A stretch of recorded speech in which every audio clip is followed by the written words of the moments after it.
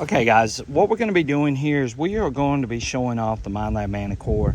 Just some things that you can look at on the screen. These are, again, just tests. They're not really meant to say that, hey, you're going to see this situation constantly out in the field. But we want to show y'all how the screen reacts and listen to the audio as well on the Minelab Manticore. So we're going to show this test real quick. We're going to power this bad boy up. Okay, so we've got the Manticore set up and it is running in our custom Ferris limits. There's 17 from the top, 17 from the bottom, and this is what we run on our Relic program. So we're running the sensitivity, you guys can see, at 22. We got the recovery set at 6. We're running all-terrain low conductors. We've got the stabilizer set at 1. The stabilizer filter turned off. And that's pretty much it for the most part, but we can run you guys through those settings real quick. So if we go over here, we see that our volume's at 25. All-terrain low conductors. Let's noise cancel real quick.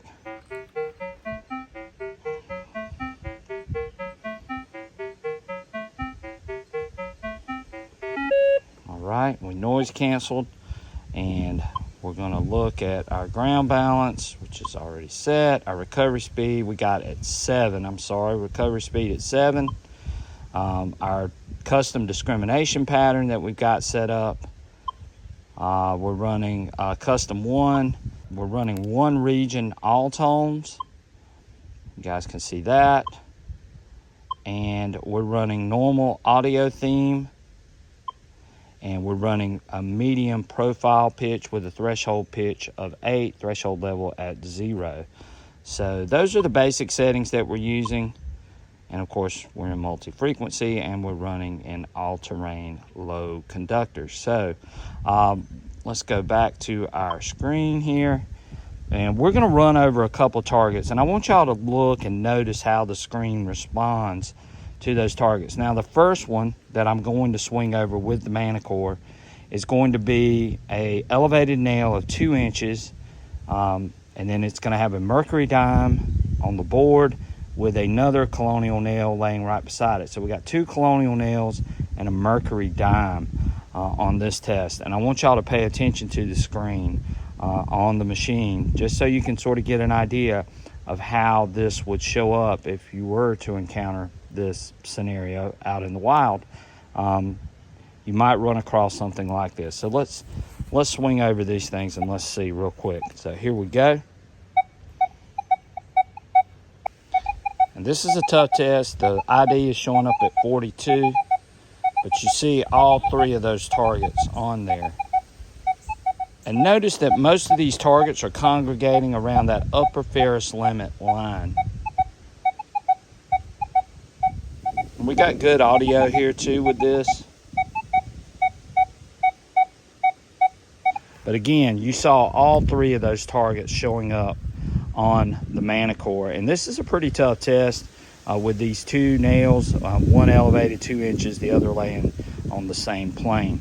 So let's go over here, and then we've got another nail laying above a mercury dime, and it's elevated 2 inches, but it's just 1 nail this time. So it's a 1 nail elevated above a mercury dime. Let's swing over that real quick.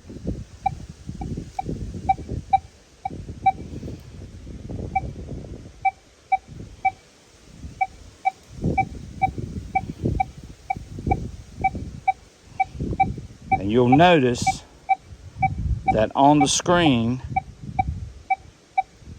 it's painting right on the upper Ferris limit line, which is why these Ferris limits, I believe, work so well.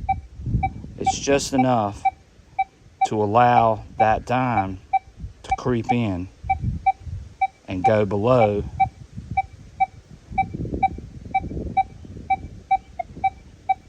that upper Ferris limit. So y'all saw it there again. Notice it's right on the line.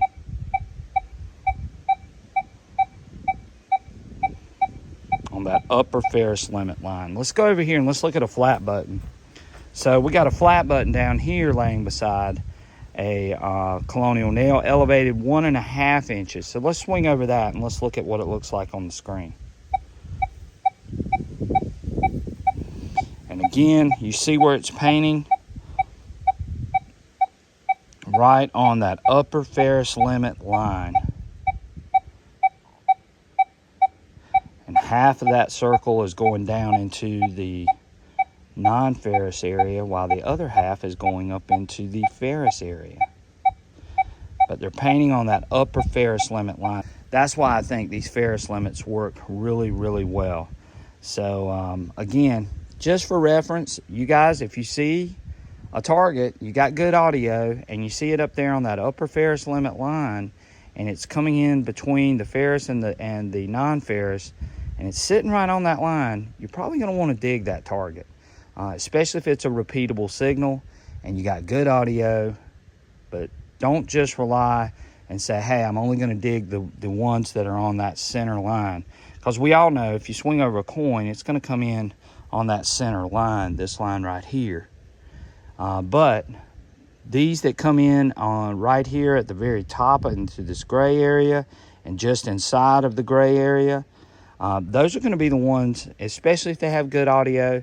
They're giving you a good audio. They're giving you a good target ID on the screen. Then you're going to want to dig that target for sure. So hopefully that helps someone. Again, these are all just tests, but they're sort of showing you what's going on with the Manticore. It was really neat looking at this first one, seeing all three of the targets on the screen on the Manticore with the 2D screen, and then noticing how it responded with the one nail beside the targets as well, and where it actually landed on that screen. So I thought that might be beneficial for someone who's going out into the field with the Manticore, that, you know, sometimes you want to dig those targets that are right on that upper ferrous limit line that might creep down into the non-ferrous. So again, hopefully that helps someone. If you haven't already, hit that like and subscribe. We greatly appreciate it. And we've got more video content coming with the Minelab Manticore, as well as all the other machines that are out there. Stay tuned, and we appreciate it. Thank you guys, and I hope everyone's having a great and fantastic day. We'll see you guys real soon.